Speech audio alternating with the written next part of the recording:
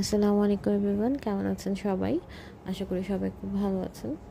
আজকে ওয়েদারটা একটু ঠান্ডা ঠান্ডা, তাই হঠাৎ করে পিৎজা খেতে খুব ইচ্ছা করছিল। আর পিৎজা কেনার টাকা ছিল না, তাই চিন্তা করলাম একটা ফ্রোজেন পিৎজা কিনি। আম, তাই ঝটপটের একটা চিকেন পিৎজা কিনলাম। লেটস ট্রাই, দেখি কেমন হয়। এটার ওজন হচ্ছে 230 গ্রাম।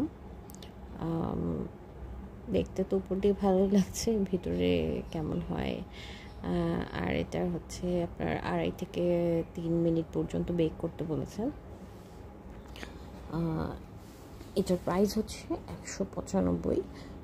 আগে সাধারণত একটু কম ছিল, 175-এর মতো ছিল হয়তো বা। এখন 195 হয়ে গেছে। ওগুলো বাবা, দিন দিন দাম বেড়েই যাচ্ছে। আর এটা খুব একটা বেশি বড় না, এই জন্য আমি এক হাত দিয়ে বের করতে পারছি। এটা আসলে দেখতে এরকম। উপরের চিজের কোটিংটা ভালোই দিয়েছে, যথেষ্ট ভালোই লাগছে দেখতে। লেটস বেক, দেখা যাক কেমন হয়। জানি না, সবার কাছে হয়তো বা ভালো নাও লাগতে পারে।